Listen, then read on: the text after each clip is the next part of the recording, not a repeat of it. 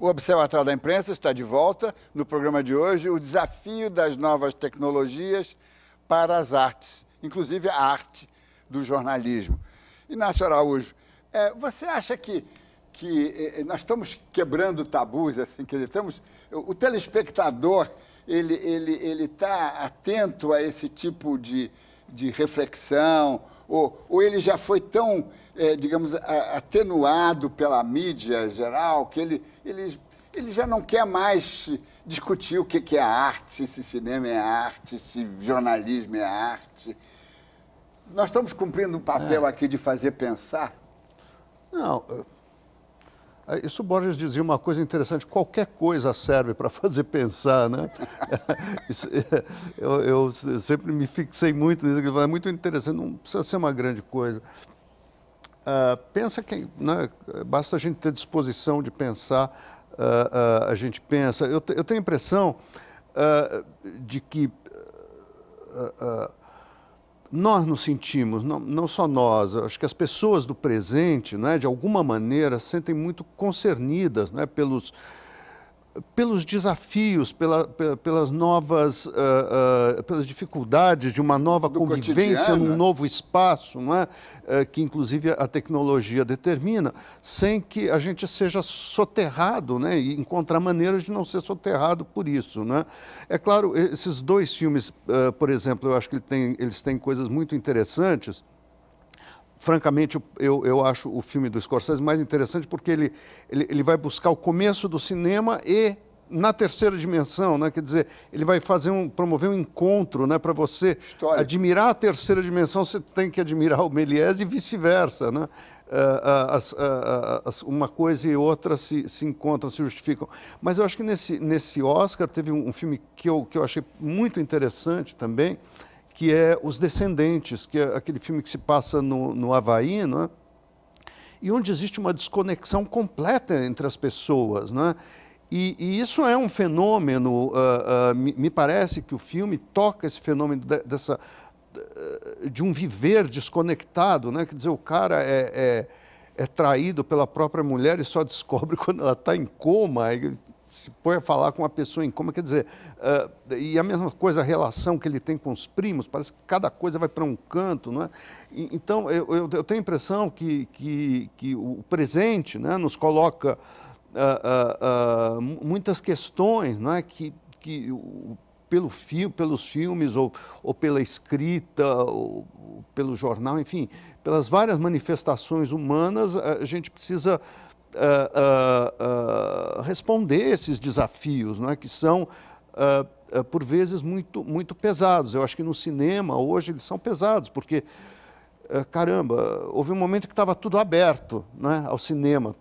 Em 1920, 1930, 1960, era a arte central, né? Toda semana você esperava um novo Godard, um novo Visconti, um novo Pasolini, né? E hoje o cinema já não tem mais essa centralidade, mas quem tem? Não é a literatura, não é não são as artes plásticas, não é nem o jornalismo, né? Então, essas são questões que se colocam para nós. Afonso, então é isso, quer dizer, e o jornalismo, será que está conseguindo fazer pensar, não é? Quer dizer, chamar a atenção do leitor, do homem do mundo, não é?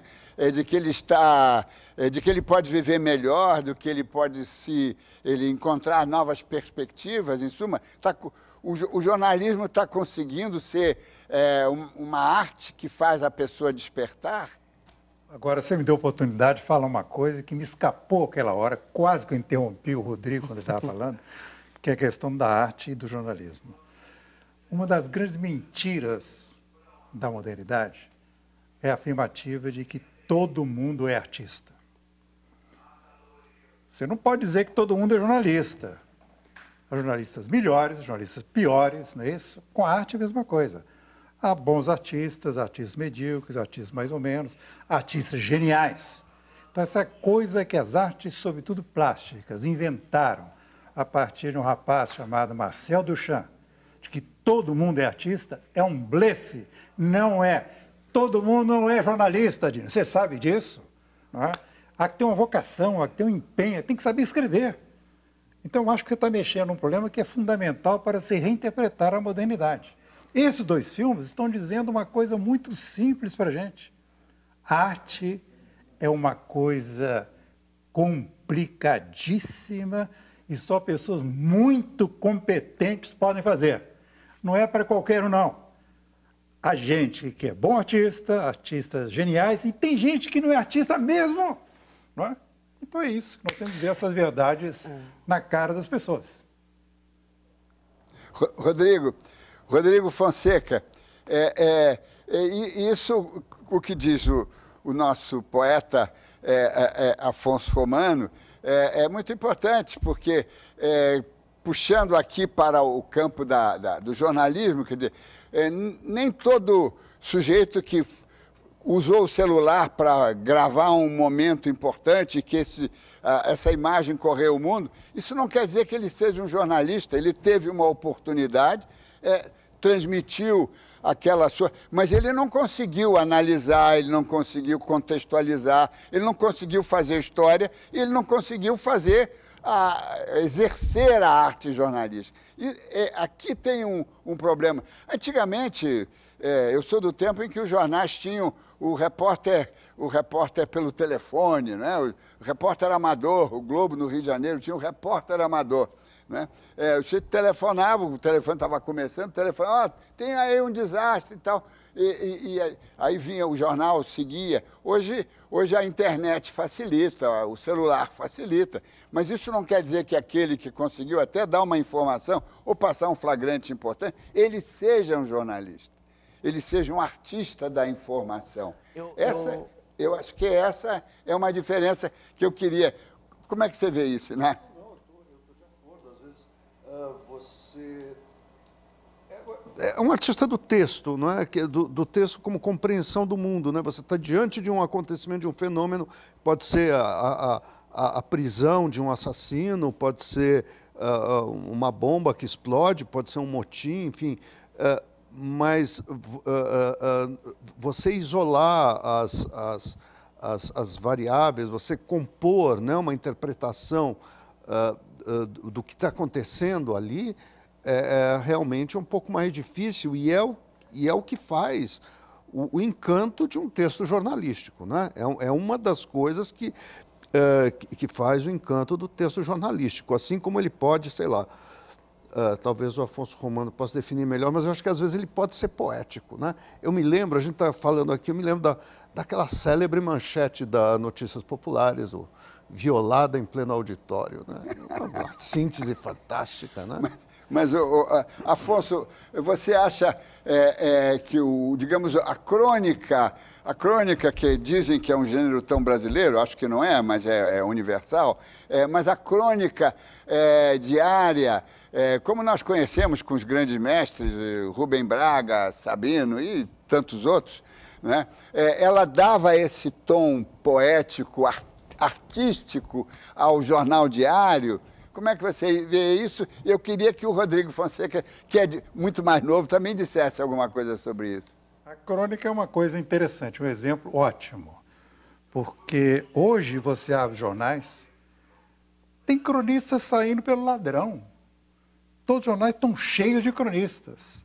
Mas quando você quer falar de cronista, você acaba falando de Rubem Braga, de Fernando Sabino, tem meia dúzia. Ou seja...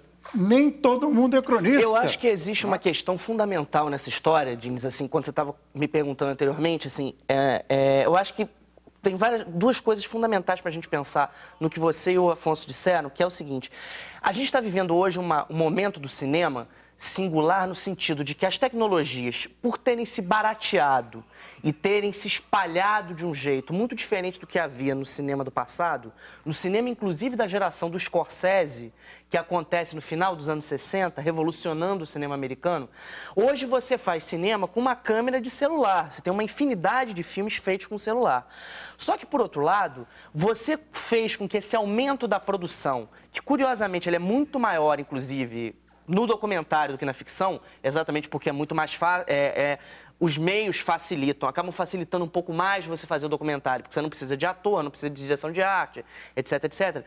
Fizeram com que esse aumento de produção não necessariamente refletisse num aumento de qualidade. Quer dizer, você pega desse bojo de produção cinematográfica que existe, são poucos os filmes que realmente se destacam. No Oscar mesmo, você tem muitos filmes que são absolutamente esquecíveis. Inclusive filmes premiados, como Dama de Ferro, da Meryl Streep, que é um filme absolutamente esquecível. E, ao mesmo tempo, quando você pensa isso no jornalismo, o aumento da produção, por exemplo, de blogs, principalmente se você pensa no caso da crítica cinematográfica, ou musical, literária, você teve uma questão que você acabou um pouco com a ideia do postulado da crítica. Hoje, muita gente acha que, por fazer blogs, o blog já é um pensamento crítico. Pode conter um olhar crítico. Mas não é. Mas acho que tem uma diferença. Rodrigo, eu vou ter que interromper você. Caríssimo, eu vou ter que interromper, porque nós chegamos ao final do programa e quero agradecer muitíssimo a presença do poeta, escritor, crítico Afonso Romano de Santana, do crítico, professor e cineasta Inácio de Araújo e do crítico Rodrigo Fonseca. E quero lembrar que, acompanhando o Observatório da Imprensa pela TV, pelo jornal, pela rádio, e pela internet, você nunca mais vai ler jornal do mesmo jeito. Uma boa noite.